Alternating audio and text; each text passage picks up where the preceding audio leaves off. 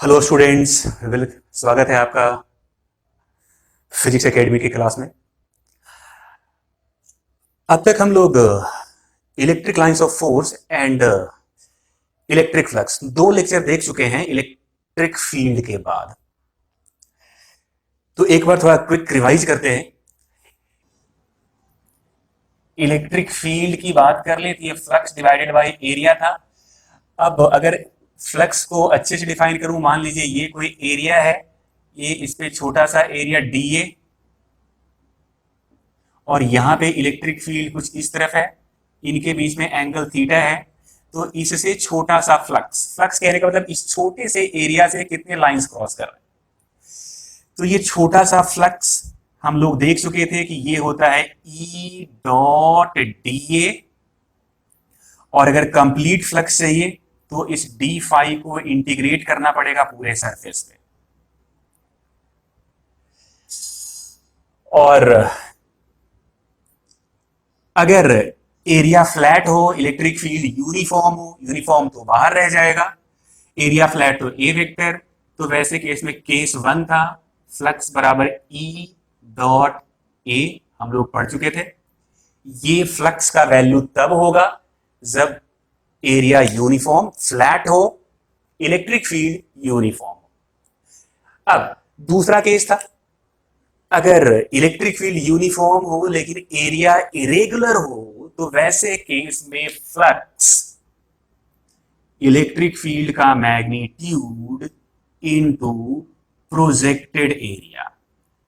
Projected area कहने से मेरा मतलब है कि सामने से पैरेलल बीम ऑफ लाइट आने दीजिए उस ऑब्जेक्ट पे, दीवार पे जो परछाई बन रहा है उस एरिया को हम प्रोजेक्टेड एरिया कहते हैं। तो अगर यूनिफॉर्म इलेक्ट्रिक फील्ड हो लेकिन इरेगुलर एरिया हो, तो वैसे केस में flux electric field into projected area है। तीसरे केस में हमने देखा था कि अगर एरिया फ्लैट हो लेकिन इलेक्ट्रिक फील्ड वेरिएबल हो जाए, तो वैसे केस में हम पहले एक एलिमेंट लेते हैं, उस एलिमेंट की वजह से पहले हम फ्लक्स निकालते हैं छोटा सा, और फिर उस फ्लक्स को प्रॉपर लिमिट लेकर इंटीग्रेट करते हैं। तो यहां तक हम लोग पिछले लेक्चर में देख चुके थे। अगर आपने पिछला लेक्चर नहीं देखा तो इस लेक्चर को देखने के पहले आप पहले पिछला लेक्चर देख लीजिए, क्योंकि जब तक आप पिछला लेक्चर, इसके जस्ट पहले वाले दो लेक्चर नहीं देखेंगे, ये लेक्चर समझ में नहीं आएगा। तो वो लेक्चर यहाँ पे आपको आई बटन दिख रहा होगा, यहां से भी जा सकते हैं, या फिर उन दोनों लेक्चर का लिंक नीचे डिस्क्रिप्शन बॉक्स में भी मौजूद है। तो इस लेक्चर को करने के पहले वो दोनों लेक्चर जरूर कर लें, वो सबको समझ में आ जाएगा। उसमें बहुत ज्यादा मैथमेटिक्स नहीं है, बहुत ज्यादा थ्योरेटिकल पार्ट है। तो जो बच्चे पहले नहीं भी पढ़ रखे हैं, पिछले पहले के लेक्चर इलेक्ट्रिक फील्ड वाले सारे मेंटेन नहीं भी कर रखे हैं, ये उनको भी समझ में आ जाएगा। तो चलिए जल्दी से आप कॉपी कलम निकाल लीजिए, अब आगे लेक्चर यहाँ से कंटिन्यू करते हैं।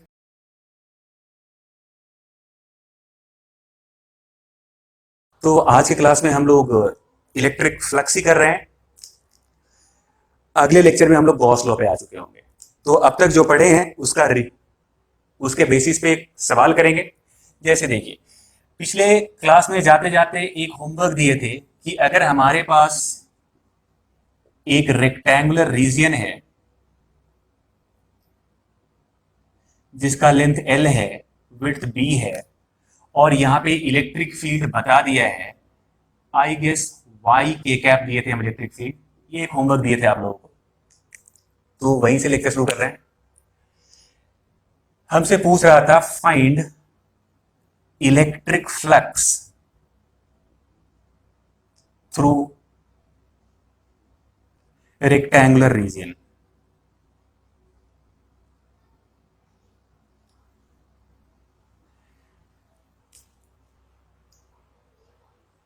आप में से बहुत लोग इसको कर भी लिए होंगे।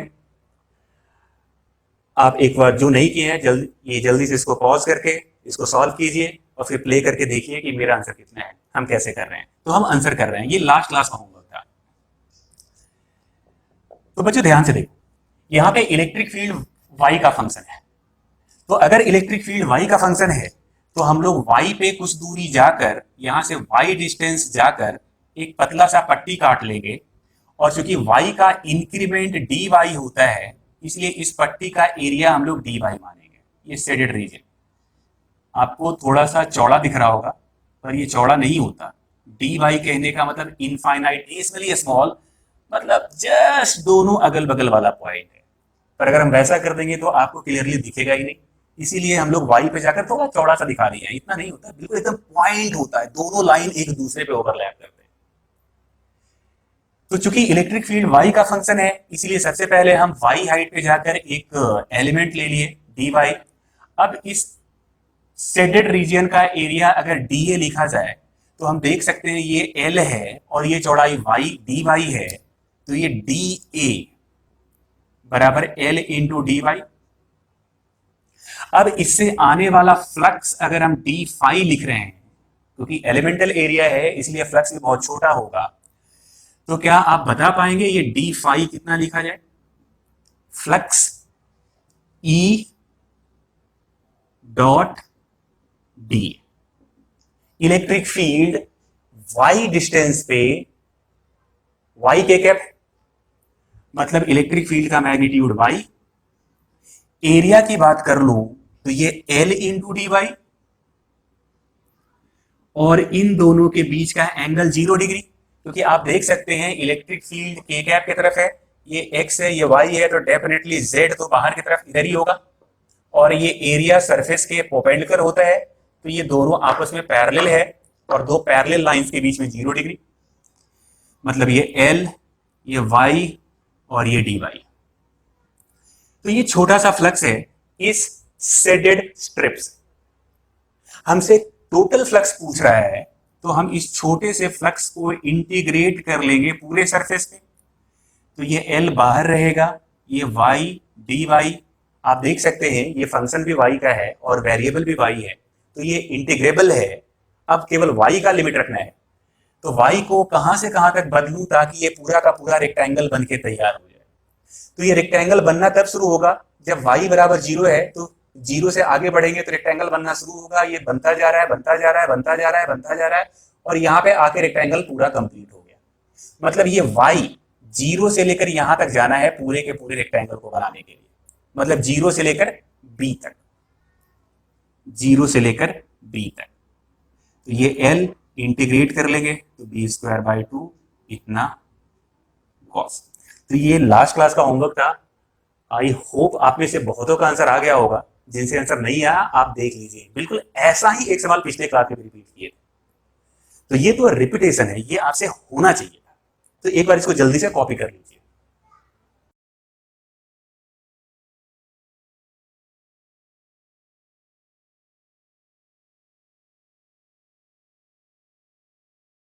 बच्चे एक केस और आता है जहां पे एरिया भी वेरिएबल हो जाए, इलेक्ट्रिक फील्ड भी वेरिएबल हो जाए।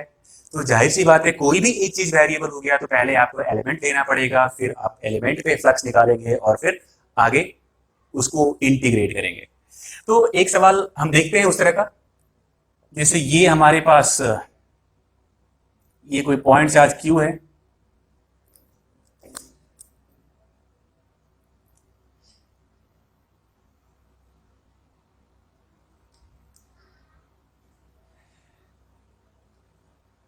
ये किसी डिस्क का सेंटर है, और ये डिस्क यहां से x डिस्टेंस दूर पड़ा हुआ है एक्सिस पे, मतलब ये चार्ज पॉइंट चार्ज डिस्क के एक्सिस पे सेंटर से x डिस्टेंस दूर रखा हुआ है। इस डिस्क की बात कर ले तो इसका रेडियस r है।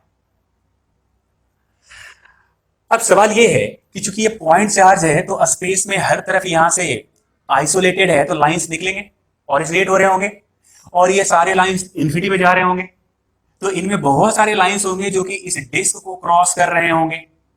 लाइंस क्रॉस करना मतलब फ्लक्स का होना, तो फाइंड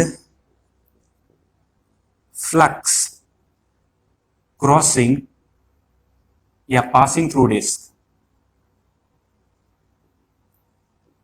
पासिंग थ्रू डिस्क। ये हमसे सवाल पूछ रहा है कि इस डिस्क से कितने लाइंस क्रॉस कर रहे हैं, या फिर यूं कह लीजिए डिस्क से इलेक्ट्रिक फ्लक्स कितना पास हो रहा है।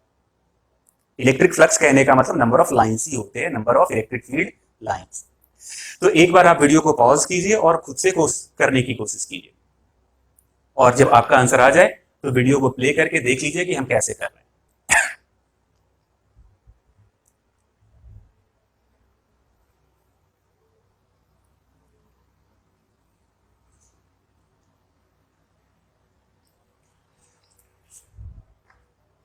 तो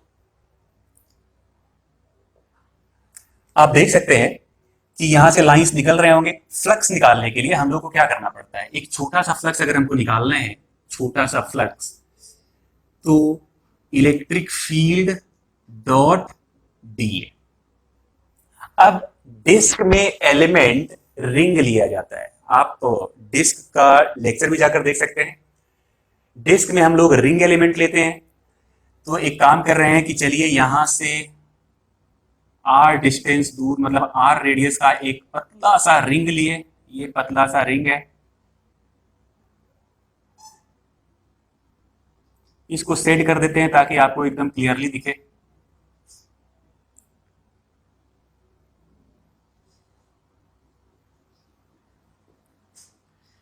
ये अपना एलिमेंटल रिंग है, एलिमेंटल रिंग। अगर इसके स्पेसिफिकेशंस की बात करूं तो मैं इसका रेडियस आर ले रहा हूं, मतलब इसका रेडियस आर है। जाहिर सी बात है अगर रेडियस आर है तो इसकी चौड़ाई डी आर होगी, और इसका कुछ न कुछ एरिया भी होगा। ये एरिया निकालना हम बहुत पहले सीख चुके हैं। एक रिंग का एरिया हमेशा लिखा जाता है circumference, elemental area circumference into width. Circumference, चूंकि ये रिंग है जिसका रेडियस आर है, तो सरकमफ्रेंस 2 पाई आर। अगर विड्थ की बात करें तो ये डी आर, मतलब 2 पाई आर डी आर। ये इस शेडेड रिंग का एरिया है। निकालना क्या है, फ्लक्स। चूंकि एलिमेंट से फ्लक्स निकाल रहे हैं तो डीए, अब जहां पे ये डीए है वहां पे इलेक्ट्रिक फील्ड लिखना पड़ेगा कि कितना है, मतलब इस जगह पे इलेक्ट्रिक फील्ड, मतलब इस जगह पे इलेक्ट्रिक फील्ड। तो एक बात आप देख लीजिए कि ये इस जगह पे इलेक्ट्रिक फील्ड को अगर हम ई लिख रहे हैं इस जगह पे, ये डिस्टेंस स्मॉल आर है, ये डिस्टेंस एक्स है, तो जाहिर सी बात है ये डिस्टेंस यहां से लेकर यहां तक का distance under root X square plus R square होगा।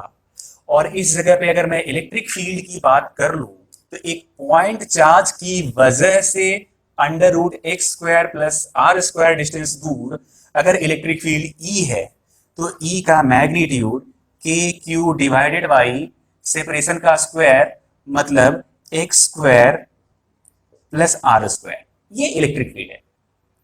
अब सोचिए यहां पे आपका एलिमेंटल रिंग है, ध्यान दीजिएगा, यहां पे आपका एलिमेंटल रिंग है, उसके एक्सिस पे एक पॉइंट चार्ज है, यहां से लाइंस निकल रहे होंगे इस तरीके से। तो चाहे सरकमफ्रेंस का ये वाला पॉइंट देखा जाए, या सरकमफ्रेंस का ये वाला पॉइंट देखा जाए, या सरकमफ्रेंस का ये वाला पॉइंट देखा जाए, या फिर सरकमफ्रेंस का ये वाला पॉइंट देखा जाए, सब यहां से बराबर दूरी पे होंगे और हर एक जगह इलेक्ट्रिक फील्ड का मैग्नीट्यूड सेम होगा। लेकिन सब जगह डायरेक्शन अलग अलग होंगे। जैसे आप नीचे में इधर देख रहे होंगे तो ऊपर में डायरेक्शन कुछ इधर होगा। अब देखिए इस इलेक्ट्रिक फील्ड के हम दो टुकड़े कर ले रहे हैं, एक पैरेलल टुकड़ा और दूसरा परपेंडिकुलर टुकड़ा। ठीक वैसे ही यहां भी इलेक्ट्रिक फील्ड, मतलब आप सोच सकते हैं यहां भी इलेक्ट्रिक फील्ड कुछ इस तरफ होगा, उसका भी एक टुकड़ा इधर आएगा, एक टुकड़ा इधर आएगा, ये तो बैलेंस हो जाएगा। तो जो रिजल्टेंट होगा वो बस ये टुकड़ा रहेगा। अगर इस एंगल को हम थीटा कह लेते हैं, चलिए छोड़िए, ई तो मालूम चल गया ना आपको, इतना करने की जरूरत नहीं है, ई मालूम चल गया, ये एंगल थीटा है। एरिया वेक्टर किधर होगा, एरिया वेक्टर सरफेस के परपेंडिकुलर, तो चूंकि ये फ्लैट सा सरफेस है तो परपेंडिकुलर इस तरफ। तो ये एरिया वेक्टर और ये इलेक्ट्रिक फील्ड, अगर ये एंगल थीटा मान लिया जाए तो ये एंगल भी थीटा होगा। तो आप यहां से देख सकते हैं थोड़ा छोटा सा electric field E into D a into cos theta, ये इस एलिमेंटल रिंग से फ्लक्स मतलब नंबर ऑफ लाइंस निकल के आ रहा है। अब अगर आपको कंप्लीट फ्लक्स चाहिए तो इसको इंटीग्रेट करना पड़ेगा, मतलब ई डी ए कॉस थीटा का इंटीग्रेशन। आप यहां से एक बात और देख लीजिए, कॉस थीटा यहां पे एक ट्रायंगल बन रहा है, cos theta base divided by hypotenuse, मतलब x divided by under root are square plus x square, sorry small R square plus x square. अब एक एक करके सारा वैल्यू सब्स्टिट्यूट करेंगे, इंटीग्रेट कर लेंगे, अपना रिजल्ट आ जाएगा। करिए, E बराबर K Q divided by X square plus R square D A लिखने का मतलब 2 pi small R D R, 2 pi small R D R cos theta X divided by under root are square plus x square. एक काम करते हैं, के को लिख देते हैं 1 डिवाइडेड बाई 4 पाई एप्सिलॉन 0। तो ऐसा करने इसका इंटीग्रेशन, ये 2 पाई खत्म, ये q divided by 2 epsilon 0, q divided by 2 epsilon 0। ये x कांस्टेंट है क्योंकि x चार्ज से लेकर सेंटर तक की दूरी है, तो x तो कांस्टेंट है, ये बाहर रह जाएगा। इंटीग्रेशन आर डी आर, यहाँ पे देख सकते हैं X square plus R square, A square plus R square power 1/2, मतलब ये है R square plus x square का पावर 3/2, और ये रहा प्रॉपर इंटीग्रेशन। अब इसको इंटीग्रेट करते ही अपना नेट फ्लक्स थ्रू डिस्क निकल के आ जाएगा। इंटीग्रेशन अभी सब्स्टिट्यूट कर लीजिए, बेहतर है। वैसे अभी फिलहाल वेरिएबल आर है, तो आप आर के टर्म में भी इंटीग्रेट कर सकते हैं। हम देख रहे हैं कि आर को 0 से लेकर कैपिटल आर तक चेंज करवा दिया जाए तो ये पूरा का पूरा डिस्क कवर हो जाएगा, मतलब 0 से लेकर कैपिटल आर। अब इंटीग्रेट करना है, कोई नहीं, तो इंटीग्रेट करने के लिए मान लीजिए let R square plus x square बराबर जेड स्क्वायर। तो इसका मतलब एक बार डिफ्रेंशिएट कर लूं तो ये आ रहा है 2r dr, ये तो 0 क्योंकि x कांस्टेंट है, 2z dz, ये खत्म, तो r dr बराबर z dz, कुछ इस तरीके से निकल के आ रहा है। तो ये r dr बराबर z dz। अच्छा, अगर लिमिट की बात कर लूं तो ये लिमिट तो स्मॉल r के लिए है, तो कैपिटल Z में लिमिट कहां से कहां पहुंचेगा, तो अगर r बराबर 0 है, r बराबर 0, तो ये Z बराबर x, और जब ये स्मॉल r बराबर कैपिटल R होगा तो वैसे में Z बराबर यहां पर रख दीजिए कैपिटल R, तो ये capital R square plus x square बराबर Z स्क्वायर, तो ये होने वाला है capital R square plus x square. अब इसको इंटीग्रेट कर लेंगे,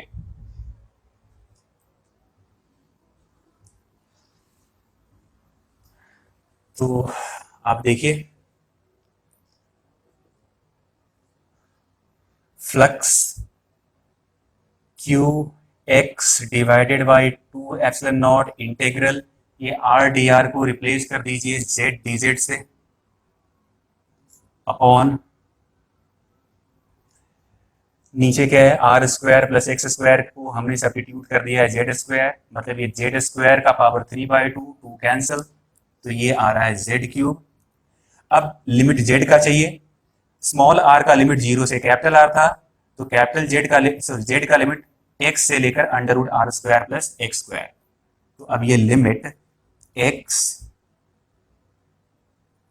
से लेकर under root capital R square plus x square, एक जेड कैंसिल होगा, तो ये Q x divided by 2 epsilon naught ये d z divided by z square integral x से लेकर under root are square plus x square, तो ये Q x divided by 2 epsilon not integration -1/z limit x से under root are square plus x square.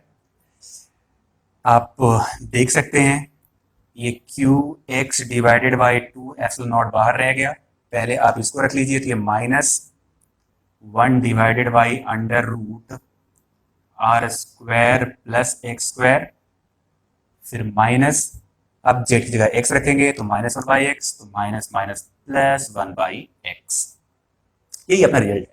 एक बार x को multiply कर लीजिए तो दिस गिव्स अस फ्लक्स बराबर, ये बाहर रहेगा q divided by 2 epsilon not, x को मल्टीप्लाई करेंगे तो x/x ये 1 मिलेगा, फिर ये minus x divided by under root are square plus x square. तो ये है flux through disc due to point charge which is kept on the axis of the disk at distance x from the center of the disk। तो आपने देखा कि हम लोगों ने 4 केसेस में हर तरीके का सवाल करा। इस तरह के सवाल में हर जगह इलेक्ट्रिक फील्ड भी अलग अलग है, एरिया वेक्टर हर जगह एरिया भी बदल रहा है क्योंकि एरिया आर का फंक्शन है, आर बदल रहा है। तो वैसे सवाल में जब भी कोई वेरिएबल मिल जाए तो आपको एलिमेंट लेकर ही काम करना है कि आप एक एलिमेंट लीजिए, उसके थ्रू फ्लक्स निकालिए और फिर उसको प्रॉपर लिमिट लेकर इंटीग्रेट कर लीजिए। मैथमेटिक्स। अगर फिजिक्स की बात करेंगे तो बस इतना ही है, डिस्क से फ्लक्स निकालना है तो डिस्क पे हमें एक एलिमेंट लेंगे। हम लोग पहले से जानते हैं कि डिस्क में एलिमेंट एक रिंग एलिमेंट होता है, तो एक रिंग एलिमेंट बनाएंगे, उससे डिफरेंशियल फ्लक्स डी फाई निकाल लेंगे और फिर उस छोटे से फ्लक्स को हम पूरे सरफेस पे इंटीग्रेट कर लेंगे, प्रॉपर लिमिट लगाएंगे, अपना रिजल्ट आ जाएगा। तो फिजिक्स की बात बस इतनी है। बाकी एप्लीकेशन में देखिए सवाल थोड़ा बड़ा हो जाता है, तो एक बार जल्दी से इसको कॉपी कर लीजिए।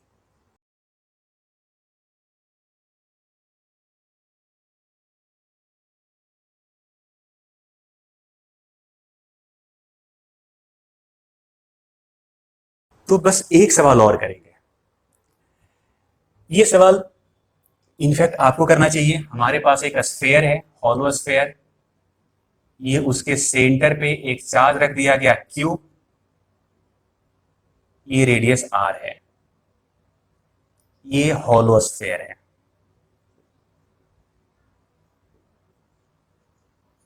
हॉलो स्फेयर, अभी हमसे चूंकि ये चार्ज है, आइसोलेटेड चार्ज है, इसके अलावा स्पेस में कोई चार्ज है नहीं, तो यहां से इलेक्ट्रिक लाइंस ऑफ फोर्स निकलेंगे, इस स्फेयर के सरफेस को काटते हुए बाहर इन्फिनिटी पे चले जाएंगे। तो इस स्फेयर से कितना फ्लक्स पास हो रहा है, मतलब इस स्फेयर से कितने लाइंस क्रॉस हो रहे हैं, तो find electric flux through a sphere, find electric flux through a sphere. तो आप पहले एक बार वीडियो को पॉज कर लें, आप खुद से इसको अटेम्प्ट करें, कोशिश करें, आंसर लाएं, और फिर जब आंसर आ जाए तो वीडियो को प्ले करके आप ये देख लीजिए कि हम कैसे कर रहे हैं और मेरा आंसर कितना है। ट्राई कीजिए।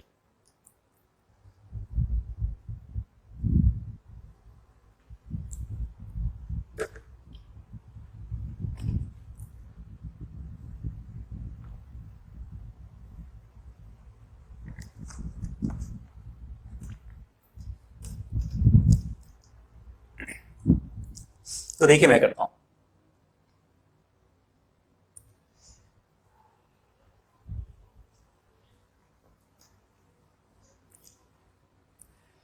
तो सबसे पहली बात, ये सरफेस के सारे पॉइंट इस सेंटर से r डिस्टेंस दूर है, लेकिन प्रॉब्लम ये है कि ये सरफेस फ्लैट नहीं है, ये सरफेस कर्व है, और अगर कर्व है तो हर जगह एरिया वेक्टर अलग होगा, क्योंकि हम लोग छोटा सा electric flux E dot D इस फॉर्मूले से जानते हैं, और अगर कंप्लीट फ्लक्स निकालना है तो इसको इंटीग्रेट करना पड़ेगा। अब प्रॉब्लम यह है कि ये एरिया वेक्टर का डायरेक्शन सब जगह अलग अलग है, साथ ही साथ इलेक्ट्रिक फील्ड का भी डायरेक्शन सब जगह अलग अलग है। जैसे अगर यहां पे कोई एरिया वेक्टर ले लूं, छोटा सा ये एरिया, तो इस जगह पे एरिया वेक्टर रेडियली आउटवर्ड, आप पिछले क्लास में जाकर देख सकते हैं, इसको बताए हैं कि अगर एक क्लोज सरफेस है, सॉलिड स्फीयर, ये स्फीयर चारों तरफ से बंद होता है, तो ये क्लोज सरफेस है, इसलिए कहीं भी जाकर देखेंगे तो एरिया वेक्टर रेडियली आउटवर्ड। और इस पॉइंट चार्ज की वजह से यहाँ पे इलेक्ट्रिक फील्ड भी आ रहा होगा, और ये तो पॉइंट चार्ज का इलेक्ट्रिक फील्ड हम लोग पहले पढ़ चुके हैं।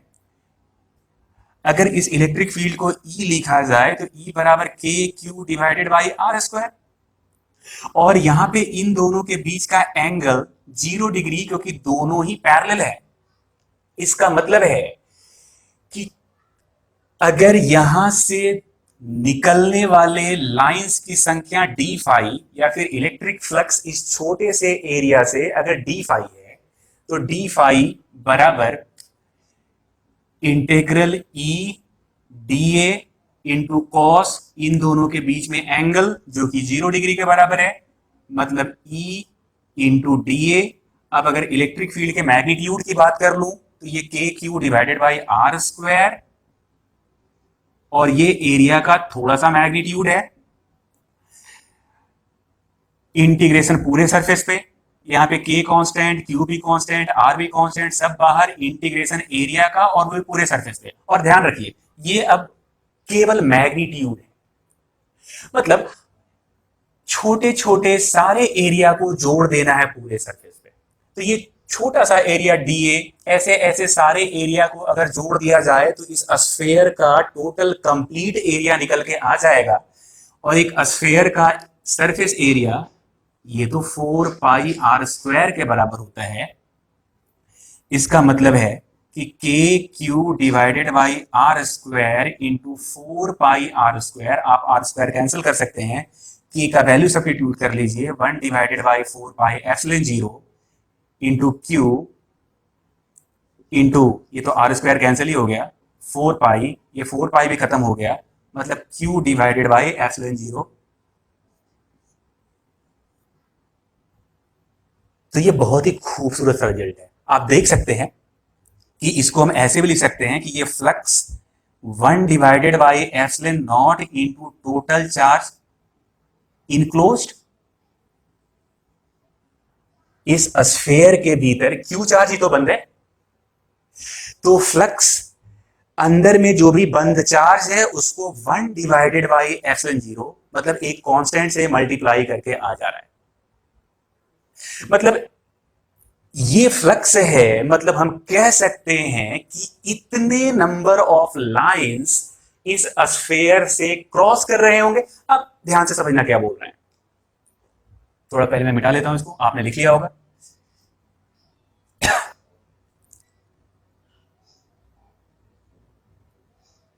तो बच्चे अब ध्यान देना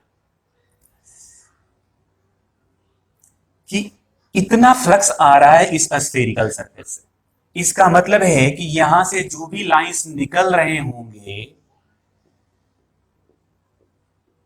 पहली बात तो वो इस स्फेरिकल सरफेस को काट के बाहर जा रहे होंगे, क्योंकि आइसोलेटेड चार्ज से जब लाइंस निकलते हैं तो वो सीधे इंफिनिटी पे जाकर टर्मिनेट करते हैं। मतलब यहां से जितने भी लाइंस निकले होंगे वो सब के सब इस सरफेस से पार हुए होंगे, और इस सरफेस से flux Q divided by epsilon 0 है। इसका सीधा मतलब है कि इस Q चार्ज से Q divided by epsilon 0 lines निकले होंगे, मतलब number of lines originating, number of lines originating from Q, from charge Q बराबर Q divided by epsilon naught. आ रहा है समझ में? एक बार दोबारा एक्सप्लेन करते हैं। ये यहां पे हम लोगों ने निकाला flux through the spherical surface.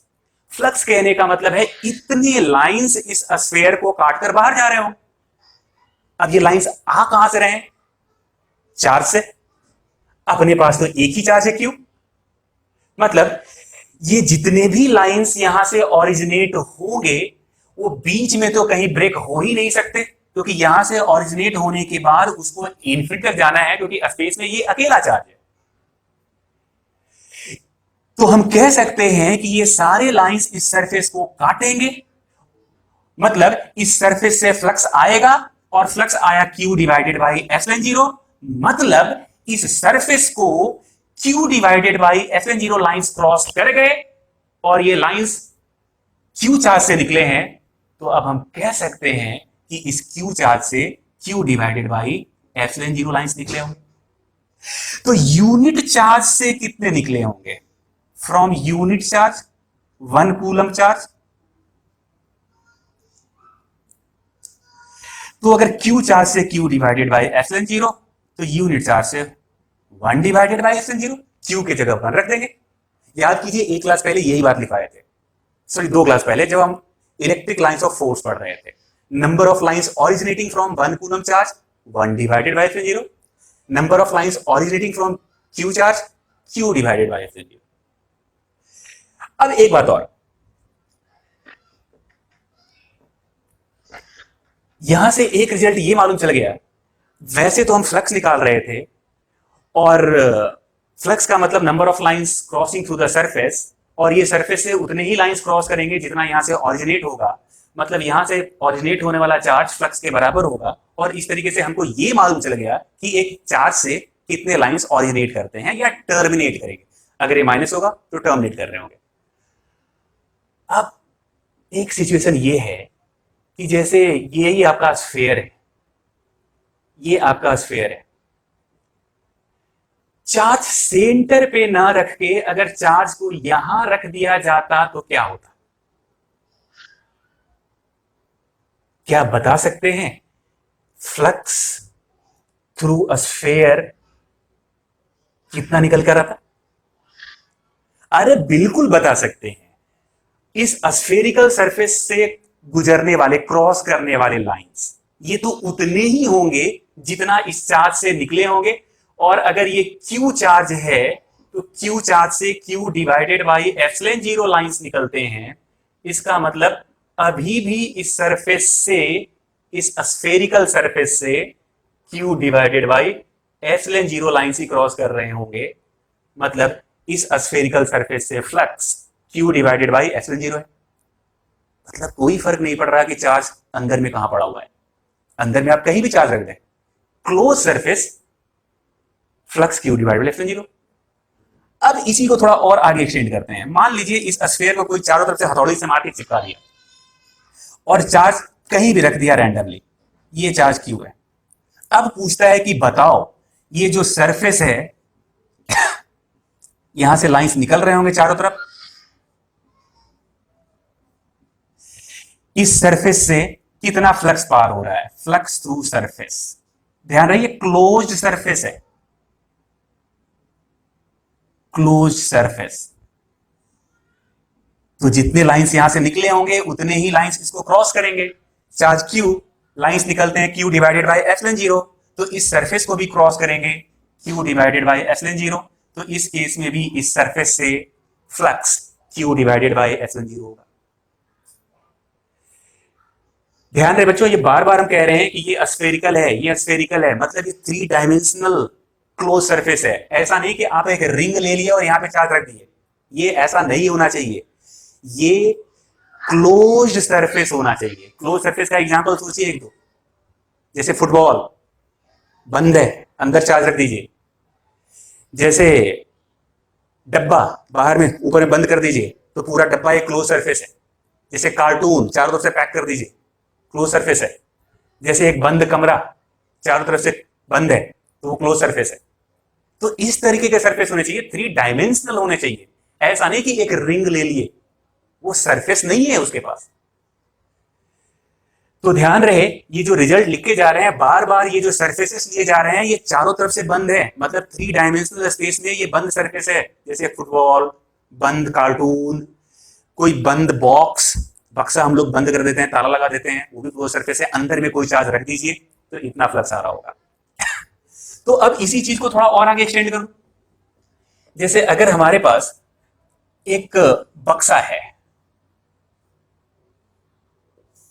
Steel का होता है, चारों तरफ से बंद है, चारों तरफ से बंद है, और इसके अंदर में कहीं भी एक चार्ज रख दिया गया है क्यू,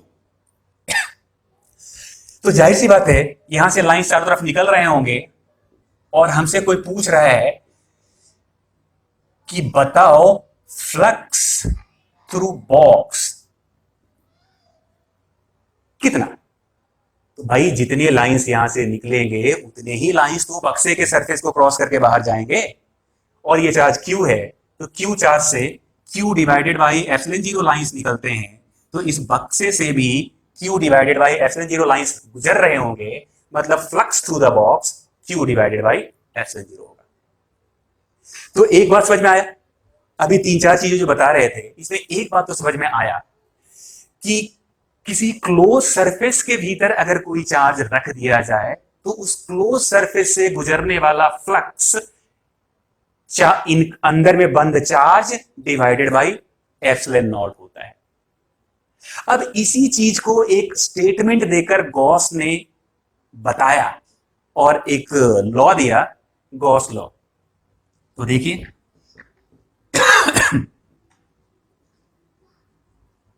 तो मैं बस स्टेटमेंट लिखता हूं गॉस लॉ का और फिर यहीं पे लेक्चर खत्म करेंगे, क्योंकि पूरा गॉस लॉ अगले क्लास में हम लोग डील करेंगे। क्योंकि गॉस लॉ यहीं से रिलेटेड है, इसलिए गॉस लॉ का स्टेटमेंट लिख रहे हैं हम। Gauss law, flux, net flux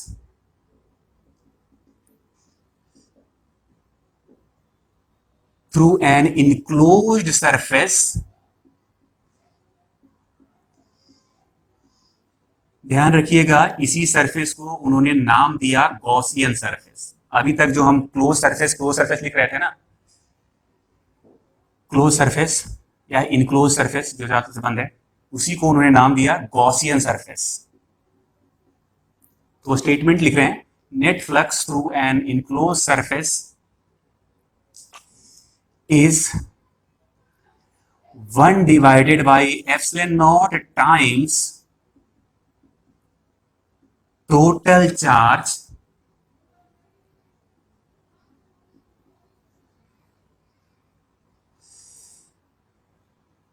enclosed inside it. Net flux through a closed surface, जिसको कि उन्होंने नाम दिया Gaussian surface, is 1 divided by epsilon zero times total charge enclosed inside.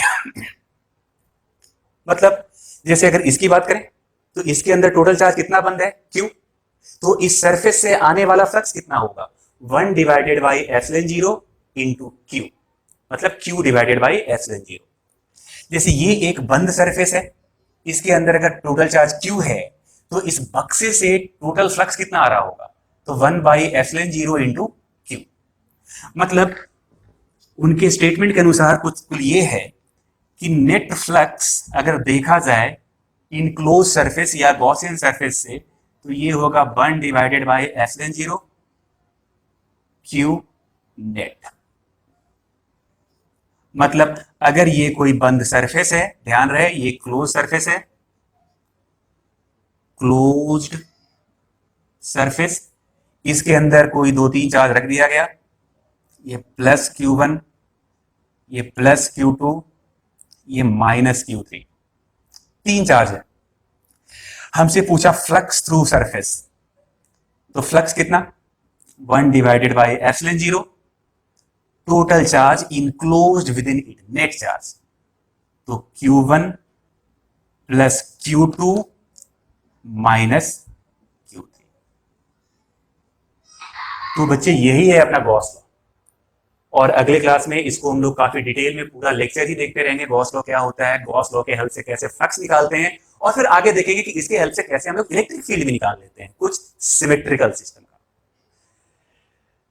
तो एक बार इसको जल्दी से कॉपी कर लीजिए।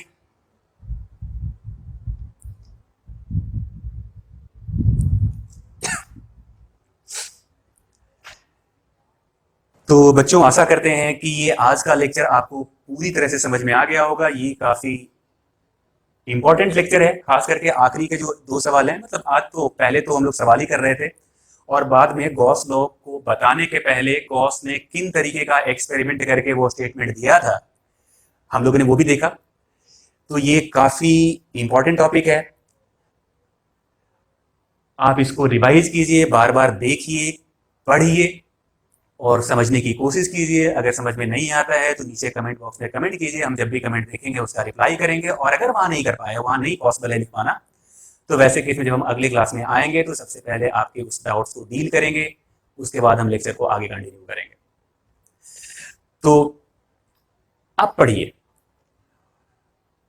इस लेक्चर को पढ़ने के पहले आपको पिछला लेक्चर पढ़ना पड़ेगा, और पिछले लेक्चर को समझने के पहले आपको उसके पहले का लेक्चर, मतलब इलेक्ट्रिक लाइंस ऑफ फोर्स या फिर इलेक्ट्रिक फील्ड लाइंस पढ़ना पड़ेगा। तो अगर आपने वो लेक्चर नहीं देखा और सीधे इस लेक्चर पे आ गए होंगे तो आप यहाँ तक तो आए ही नहीं होंगे, यहाँ तक तो वीडियो देखे ही नहीं होंगे। और अगर देख लिए होंगे तो आपके समझ में बहुत कुछ नहीं आया होगा, तो आप पहले के 2 लेक्चर देख लीजिए, आपको सब कुछ समझ में आ जाएगा। ये सब आसान पार्ट है, काफी आसान पार्ट है। तो चलिए हम लोग अगले क्लास में मिलते हैं। अगर ये वीडियो अच्छा लगा तो इसको लाइक शेयर सब्सक्राइब जरूर करें, और ज़्यादा से ज़्यादा दोस्तों तक, लोगों तक पहुंचाने में मदद करें, ताकि जो लोग भी घर पे बैठे हैं और अभी तक पढ़ाई शुरू नहीं कर पाए हैं वो अपना पढ़ाई कंटिन्यू कर सके। और मेरी तरफ से आपको बहुत बहुत शुभकामनाएं। Thank you, all the best.